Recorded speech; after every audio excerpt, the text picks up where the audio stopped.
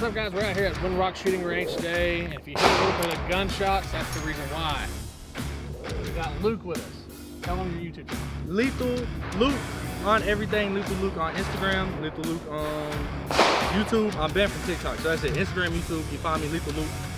So what Luke does, he pretty much does a lot of running and gunning, and I'll let him explain to you what that means. So basically, when I first started shooting, I found out that I really liked kind of like a defensive, like fast-paced drill mindset. Like a lot of people, there's argumentative things. A lot of people are like, you can't stand still and shoot, or you need to be moving. Like, there's different sides. I like to try to mix it all in and just be fast with the balance of accuracy. And I run everything the same way. From appendix, that's how I carry every day. So I do a lot of dry fire, try to get really fast at what I do. I work at a bunch of drills with reloads, with one arm, with a weak hand. I try to kind of mix everything in and just balance that speed with accuracy. That's what I feel like is really gonna matter if you ever have to defend yourself and you're in a real gunfight. I personally think it's two different things. People can train to be fast and to do a lot of competition shooting, and then you can train to do self-defense shooting. I think that's two separate animals, basically. That's my whole mindset. That's why I started shooting IDPA and USPSA, was just to get faster at self-defense stuff, even though that's sport shooting. So. Yeah.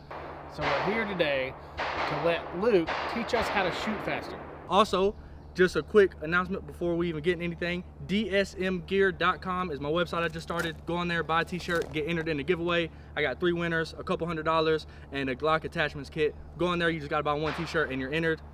That's all. Starting out, like I was saying earlier, I feel like the most important shot is your first shot, being fast and being accurate with it. So I always like to start my warm-up drill. If I don't do a cold start, my first thing is just getting the quick draw in. So I'll do like 5 to 10, just 1 draw repetitions, and then from there I'll kind of build what I'm training on that day. I try to keep from concealment my first shot under a second, 7 yards in the A zone under a second. That's the goal you want to be at. Let's see if I can do it. So that one right there was a 1.07. That was a little slow. 3 to 5 for the video purpose, but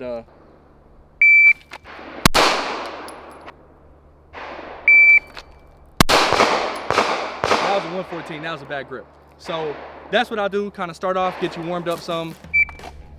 There you go, 147. Stand by.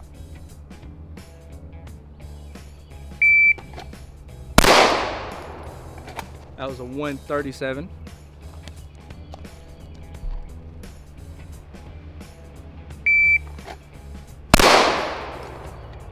$148. Got one more in you? Yep. Let's hit this one.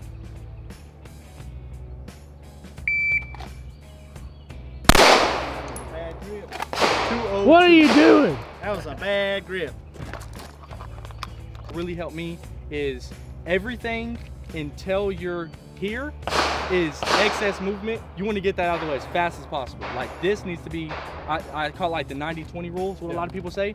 90% movement up here needs to be as fast as you can. Get as fast as you can out to right here, and your last 10 to 20% of the movement, that's when you slow down and find your dot. So all this is up here and then slow down. That's the last bit. All right. Now see, I'm doing this from concealment too. I don't have an outside rig. Josh. Huh? All right, you ready? Yep. Stand by. Ah! 253, but he hit it though. Okay. Stand by.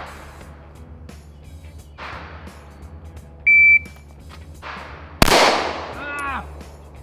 176. But I missed. I didn't get my hit. But you missed, Stand by. Yes. 174. A little bit faster. You got one more. You got to finish on a strong note. You got to hit this one.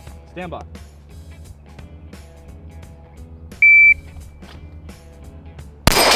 Yes, sir. 226. Okay, first of all, your first and last shot were 226, yeah. And then your middle two were 174 and 176. But I was going fast and not trying to hit anything. But consistency was perfect damn near. Go fast, but you got to hit it. But I feel like it's the most effective drill you can do for recoil control. So we got the first shot out of the way, and next I like to work on a build drill. So that's just 6 shots to the A zone, from concealment, like a very good standard to hold yourself to is under 2 seconds. So of course that's what I'm gonna try to do today. So like that's giving your draw 1 second with your draw, and then you gotta fit 5 more shots in under a second. I mean, that's a very high standard, but that's what I try to hold myself to.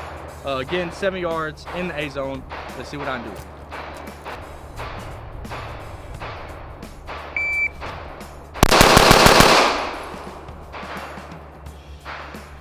That was a 205.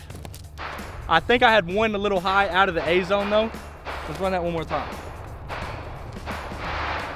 That's pretty quick.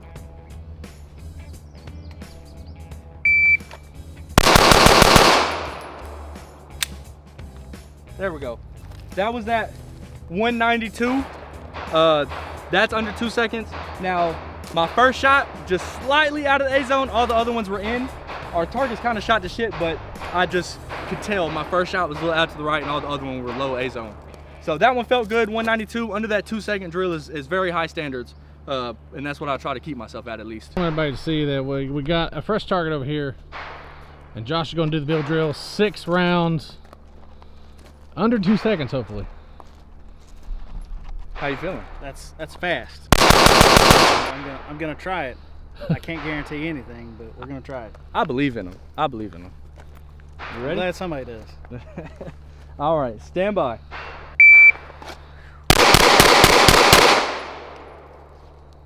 .254. Hope you guys can see that. 254. First shot was good though. 131. That's your fastest first shot you got out of the holster, so yeah, that was good.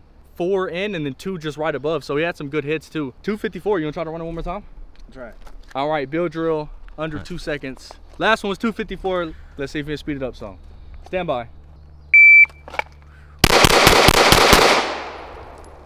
240 was faster. I think we got. It wasn't as lethal. I don't think that the hits weren't as accurate, but it was faster, and they were at least all on paper. So when you're doing it that fast, you're obviously like just riding the reset. I don't ride the reset, so I'll try to show. Let me put my finger. Yeah, explain how you're getting them that quick, I guess. So one thing that I used to do whenever I first started shooting, and I actually see a lot of instructors teach this, and I might have misinterpreted how you meant ride the reset, but what I feel like that is a lot of people, they shoot once, they pull the trigger, and then after the gun cycles, they hold, then come up and go back.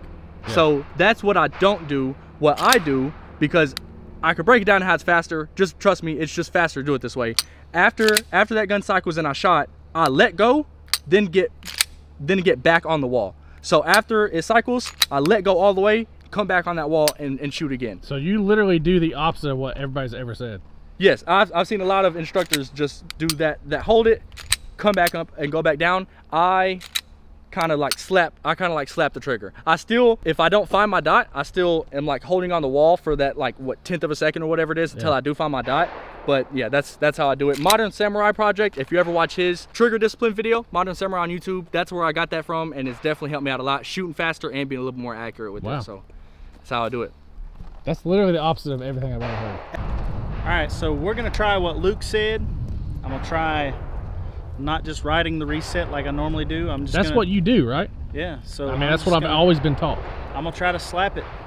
So basically, about the whole trigger thing that we were talking about, whenever you are being accurate, when you're trying to go slow and be accurate, you hear everybody talk about you want to go slow. The trigger pull can definitely dip, go far left, or you can jerk the trigger, and that's true. With being accurate and being slow, that can happen. When you're going fast, I slap the trigger. I slap the trigger like this, back and forth, and that's how I shoot so fast. And when you're being fast and trying to mix into a little bit of accuracy, like grouping still in the A zone, this whole support hand, I feel like should not be overpowered by one finger. Your one trigger finger should not overpower this entire support hand. So this should be supportive enough for you to be slapping this trigger, and this is still holding the gun as still as you need it. And still basically getting hits just inside the A zone. Right, because we're not shooting bullseyes here. Right. We're trying to get as fast as we can to grouping in the center mass of somebody. Right. Because that's what you need in self-defense. Fast with a little bit of accuracy. Dude, that makes sense to me. That makes so much sense to me. He said to slap it. Ready? All right, so I'm gonna try slapping it, guys. Slap that thing. Stand by.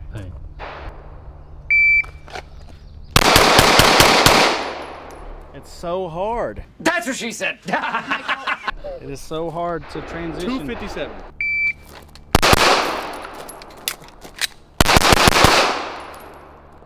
And it's not what you're used to, so it's definitely like different, and it took me a while to get used to it, but it just ends up being so much faster when you're just instead of, and also it's kind of hard to just let the trigger go just till you get to that wall and then know you're at the wall and then pull. So sometimes when people are trying to go fast, they don't let it reset to the wall all the way because they're trying to like just get to that wall and then pull. Yeah. So it's hard under being really fast to, you might pull the trigger before it resets. And that's what you see a lot of people like get trigger freeze and they jerk up and then they gotta let it reset all the way. Yeah.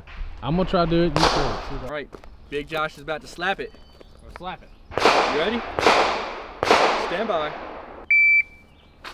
Whoa!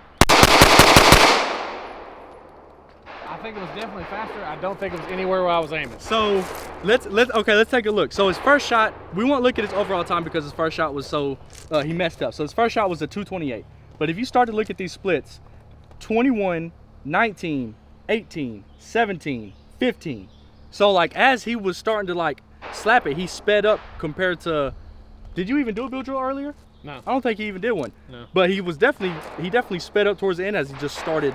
I'm gonna do 6 more rounds just to see. It's actually like, have more of a better grip, and I think that would actually be a better. So, okay. You ready? Yeah. Stand by.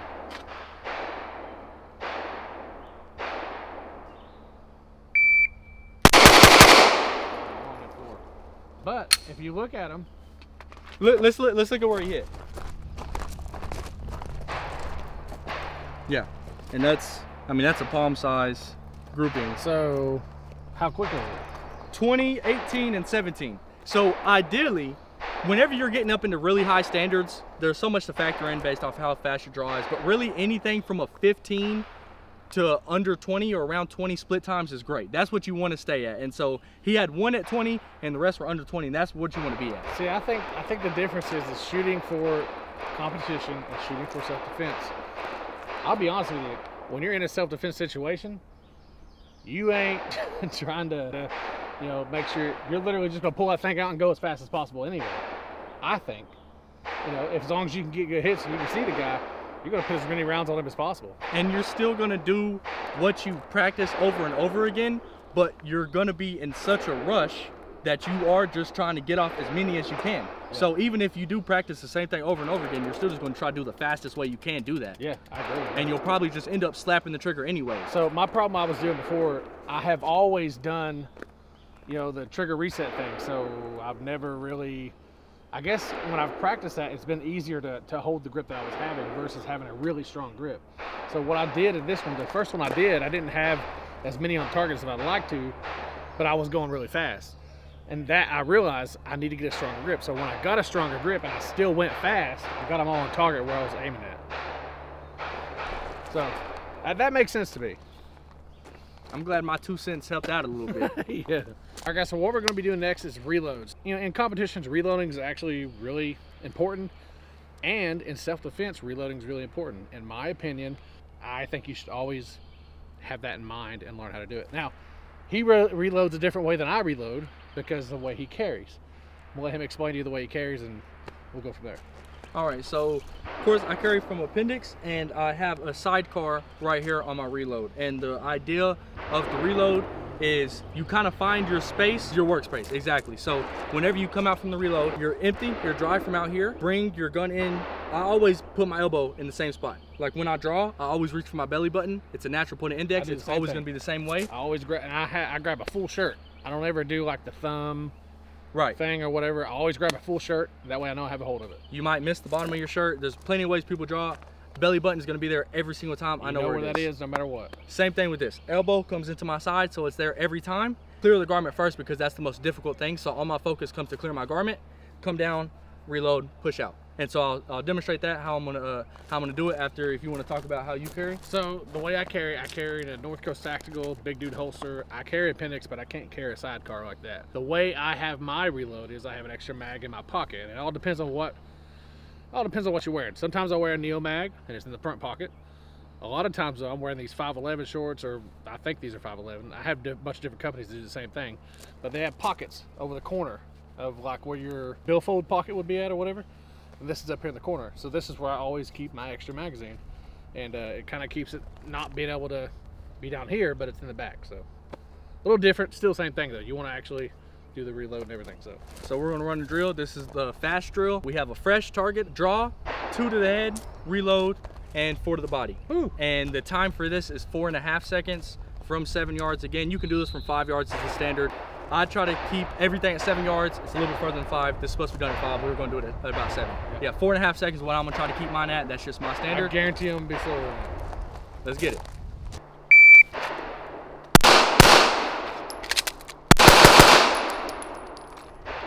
So that was in 4:09, and you can see the hits. I walked a line from the top to the bottom, all clean hits. My first shot was a little slow, but your first shot's a headshot, so you want that to be slower than normal.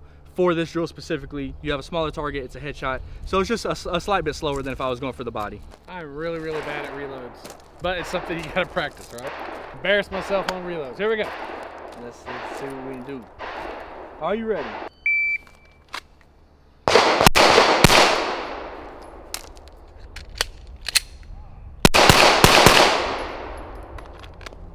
.761, and that wasn't a bad reload. I don't think for the positioning. Like, you missed it, but you recovered well. Yeah. And then the 4 shots after it were all clean. So.